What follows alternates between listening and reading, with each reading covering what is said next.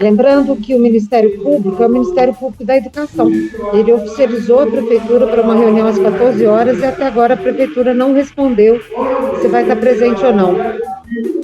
Entrou aí, gente, a Carol Pasqualini. Carol, só para a gente dar uma apimentada, né, nessa discussão sobre a greve. A Prefeitura alega muito questões financeiras para não atender as reivindicações de valorização dos trabalhadores de educação. O que você teria como falar para a gente aí sobre isso? E depois nós voltamos para as 3 aqui dentro para comentar mais alguns pontos sobre o desenrolar da greve. Então, a Prefeitura alega, né, questões financeiras, porém, são questões de interesses políticos, né? O dinheiro que a Prefeitura tem, ela faz uma escolha de gastar com, por exemplo, os contratos bilionários das empresas de ônibus, contratos com empresas, por exemplo, na pasta da educação, que vão fazer formação, mas que não tem nenhuma relação com o cotidiano da escola. Então, a Prefeitura tem feito uma escolha e, sim, a Prefeitura tem tentado fazer um movimento de enxugar o caixa, mas enxugar o caixa para gastar com aquilo que é do interesse dos acordos do prefeito. Então, há uma escolha política. É importante que as pessoas entendam. A Prefeitura de Belo Horizonte, ela segue aumentando a arrecadação dela. O fato de que não tem um aumento do ano passado para esse, o aumento reduziu, não significa que não tem dinheiro em caixa, significa que não teve tanta receita quanto ela esperava ter. E não teve, porque em programas anteriores já tratamos disso, há uma escolha da Prefeitura de alguns gastos, né? De também não ter aí profissionais, servidores, que são os auditores fiscais, para assegurar uma ampliação da renda. Então a gente sabe, inclusive, que tem aí um contrato que está vencendo com relação à questão do banco, que é o responsável pelo pagamento dos servidores, que vai ter aí um dinheiro que vai entrar em caixa da Prefeitura, que a Prefeitura não tem falado o que ela vai fazer com esse dinheiro. Então, tudo isso demonstra as escolhas políticas do Damião quando ele fala do dinheiro público da educação. Bom, é importante, gente, lembrar que o programa fez uma entrevista com o André, né, do Sinfisco, e o Gustavo Machado, do ILAESE, que discutia muito essa questão das finanças da Prefeitura.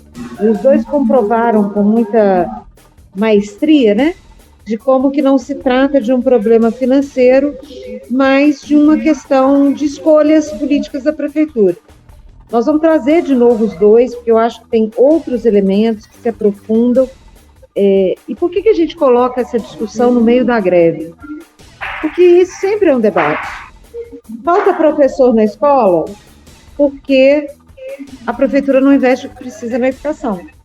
Falta verba para o funcionamento cotidiano da escola porque a Prefeitura não investe tudo aquilo que deveria na educação, né? Então, é sempre uma discussão política financeira, né? Voltando agora para as meninas que estão aqui dentro da ocupação, Tiane, Flávia, Firmínia, e essa história do Damião viajando para os Estados Unidos. Como é que é isso? Então, nós da educação apelidamos o prefeito de Damião Viajandão, porque além de viajar, fazer várias viagens desde que ele assumiu aí, né, a prefeitura, deixando a cidade praticamente sem governo, né, ele também viaja muito quando tem que pensar nas políticas para a cidade. Então, ele viaja na educação, ele viaja na saúde, ele viaja na cultura. Damião é viajandão. E em especial porque agora, coincidentemente, no mesmo período da Copa, ele vai fazer uma viagem para os Estados Unidos, onde, teoricamente, ele ia estudar sobre educação, no país onde vai estar acontecendo aí a Copa do Mundo. A previsão era para que ele viajasse nessa semana, a Copa começa hoje ou amanhã? É hoje ou amanhã? Não, é dia 3. Enfim, a Copa começa agora. A gente está na ocupação, a gente perdeu a noção do tempo. Mas a gente sabe com certeza. Mas é isso, a gente, depois de 37 dias de greve, perdeu um pouco a noção dos dias e dos acontecimentos. Mas o Damião não. E a viagem dele continua marcada, mesmo sem que ele se coloque à disposição para negociar com a categoria. Outro fato curioso é que a mesma prefeitura que não negocia com os trabalhadores em educação, a mesma prefeitura que não preocupa em recompor o calendário dos estudantes, é a do prefeito que vai viajar para o país em que a Copa está sendo sediada, estudar sobre educação. Isso é muito intrigante, gente. No mínimo, não tem adjetivo para poder dizer, porque eu acho que os ouvintes não merecem, né, esses adjetivos. Mas é o prefeito que não tem respeito com a cidade, o prefeito que não tem respeito com a educação, não tem respeito com os professores, nem com as crianças. Ele escolhe viajar ao invés de negociar. Nós estamos aqui, daqui a pouco completa 24 horas que estamos aqui, aguardando a negociação, vários agentes intermediando, Ministério Público da Educação, diversos parlamentares, e ele não aceitou, até agora, negociar os itens mais importantes, que é garantir o cumprimento do calendário letivo das famílias e garantir a recomposição do salário das professoras, que em sua maioria são agentes de família, em sua maioria são mães que precisam desse salário para alimentar os seus filhos. E eu tenho certeza que os ouvintes que convivem com adolescentes vão entender o nosso slogan, né? Que é Damião viaja não. Todo mundo que convive com adolescente sabe que eles falam isso com a gente, né? Não viaja não. E aí, no caso do Damião, tem uma dupla conotação, né? Dele não viajar mesmo, que é um absurdo usar o nosso dinheiro, é um absurdo largar a cidade com uma desculpa de estudar educação, quando na verdade tudo aponta que é para ver os jogos, já que o prefeito tem uma fama, né, que gosta muito de festa, gosta muito de carnaval e agora gosta muito de Copa. Então, a gente continua dizendo para todo mundo ouvir, Damião viaja não, nem para a Copa e nem com a educação. E eu acho que tem, para além dessa própria questão da educação, a gente vê como que o Damião usa a cidade, né? Ele governa a cidade. Nós tivemos um caso intrigante aí do SAMU, no início do ano, né? Dos profissionais do SAMU, que o prefeito resolveu tirar um dos profissionais do atendimento, alegando que era lei federal, mas uma cidade do tamanho de Belo Horizonte, né? Que já tem o SAMU sucateado, que já tem a saúde sucateada. Nós vimos que tem uma retirada de dinheiro da saúde, vemos que tem uma retirada do dinheiro da cultura, né? Existem projetos da cultura que não vão poder ser executados porque não tem dinheiro, e para além disso também o próprio reajuste, né? Nós vimos que o reajuste para a educação é abaixo do piso nacional, que foi de 5,4%, então a prefeitura apresentou 4,11%, mas para a prefeitura esse aumento não vai para os contratados, né? Vai apenas para os concursados, e isso retira um aumento de uma parte expressiva da prefeitura, né? Dos trabalhadores da prefeitura. Então isso também é um dilema aí, com vistas a gastar, a juntar dinheiro, né? A não gastar dinheiro, porque a prefeitura está muito pobre, né? Na terceira maior cidade do país, a cidade que arrecada muito dinheiro, né? Com impostos, arrecada dinheiro de variadas formas, alega que não tem contingente financeiro para pagar os seus trabalhadores. Nós questionamos isso, né? Obviamente, nós achamos que a prefeitura, na verdade, destina o dinheiro politicamente para aquilo que maior lhe interessa. Como a Carol mesmo disse, né? Uma escolha política como usar o dinheiro. Para finalizar, gente, acho que é importante a gente explicar para os nossos ouvintes, né? Que o prefeito não só viaja, como ele viaja com o dinheiro da prefeitura. Ele disse para todo mundo, na greve do ano passado da educação, ele foi para Israel, ficou preso no bunker, né, aquele mico. Ele disse para todo mundo que ele tinha sido patrocinado e depois, na prestação de contas, ficou claro que ele não foi patrocinado, a prefeitura que pagou aquilo. Essas coisas são muito sérias e tratam da questão da nossa cidade, da verba que os nossos impostos garantem. E a educação pública municipal de Belo Horizonte está sendo atacada por esse prefeito. As meninas colocaram algo muito importante. A garantia dos 200 dias letivos para todos os estudantes de forma irrestrita, ela é um dever do poder público. E não dá para o Damião ir para a imprensa e dizer que ele tem leis públicas e que ele está seguindo a lei, como se no ano passado, quando ele restituiu o ponto e garantiu a reposição, ele estivesse descumprindo a lei. Então o prefeito tem que ter mais seriedade e garantir de fato que as famílias que estão sendo impactadas por essa greve, sejam de trabalhadores ou de estudantes, tenham aí o respeito e a dignidade assegurada, pois a educação pública ela é muito importante. Vanessa? Bom, gente, nós vamos desenvolver alguns pontos ainda que a gente precisa trabalhar, mas vejam, eu queria reforçar uma questão que a Firmínia levantou. Nós estamos fazendo um convite para todos os trabalhadores em educação que estão em greve e os que não estão, hein, gente? Porque isso aqui não é uma questão só de grevistas. Isso aqui é uma questão do conjunto dos trabalhadores em educação. E para os apoiadores e para as comunidades escolares. Gente, é normal que as famílias queiram que as aulas voltem. Nós também queremos.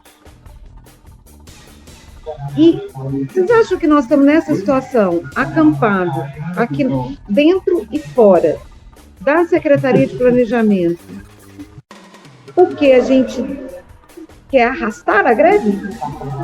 Nenhuma razão.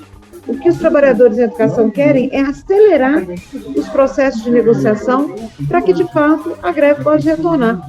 Agora, veja, o prefeito disse, se você acabar a greve hoje, mês que vem, seu contra-cheque vem zerado. E você, uma parte da categoria, não vai ter o direito de reposição, os meninos vão ficar sem os dias letivos, os trabalhadores vão ficar sem os seus salários. E quem tiver a possibilidade de reposição, pelo que a secretária está dizendo, vai terminar lá só em 2027, significa que os meninos não fecham o ano em 2026, não é isso? Inclusive os meninos do 9º ano, que têm que ir para o ensino médio, nas escolas do Estado, e a gente só recebe o salário de volta, que vai ser cortado inteiro agora, picadinho, lá em 2027. Então, a reposição, gente, é um acordo. Cortou meu salário, eu não sou obrigada a repor. Então, uma parte dos trabalhadores vão dizer, gente, assim não dá. Já tive que pegar um empréstimo aqui para sobreviver. Vai valer a pena eu ficar arrastando meu ano até 2027? É uma situação possível, né? Então, o que a gente quer é que a prefeitura, de fato, negocie com a gente e resolva esse problema clássico.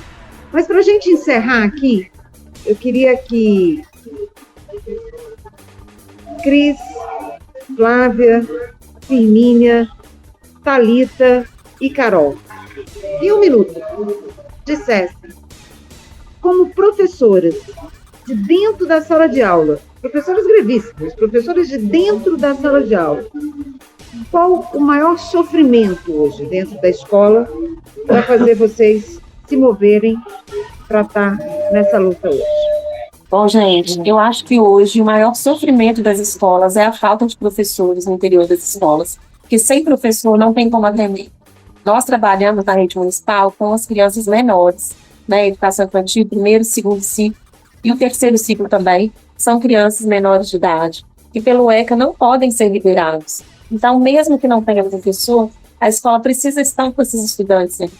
Vocês sabem o que é uma sala com 30 adolescentes sem professor? É impossível. A escola se desdobra, o professor fica 2, 3 turmas. Isso é insustentável.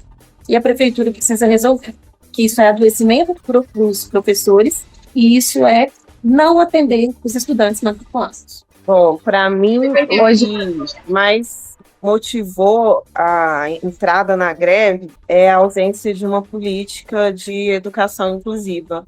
Hoje o que a gente tem é um arranjo para atender as crianças com deficiência.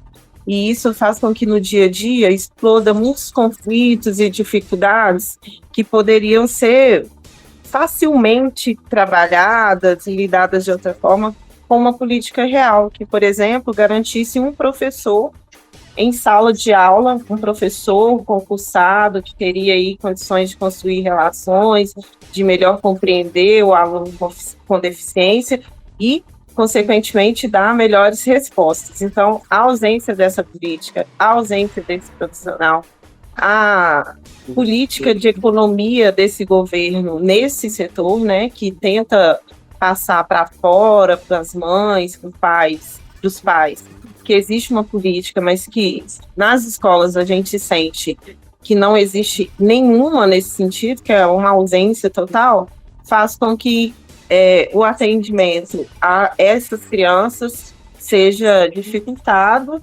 e gere graves problemas no dia a dia, em especial para as próprias crianças, né? Que têm menos condições de desenvolver o aprendizado e outras capacidades importantes. Eu concordo, né, com os dois motivos aqui colocados, da Flávia e da Cris.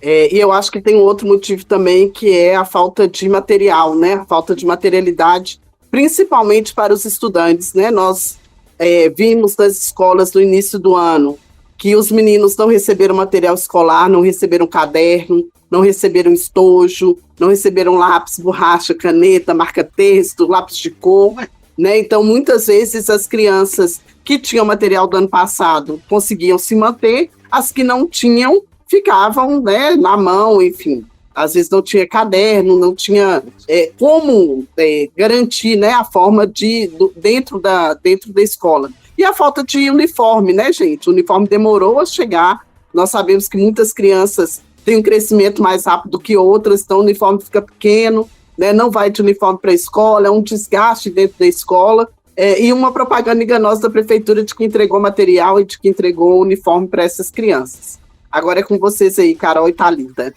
Então, gente, como uma professora que esteve presente na greve de 2018, o que me moveu nessa greve foi o risco da precarização e privatização da educação infantil.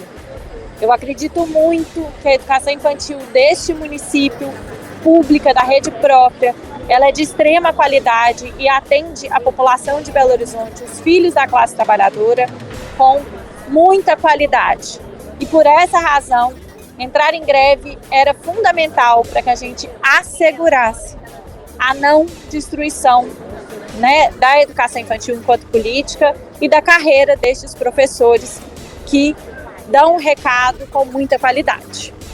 Então, acho que, né, é importante que a gente entenda que são muitos os motivos e que são motivos muito válidos. Vou voltar aí para o estúdio, para o Paulo, e agradecemos a todos aqueles que têm acompanhado a nossa greve e apoiado a nossa greve.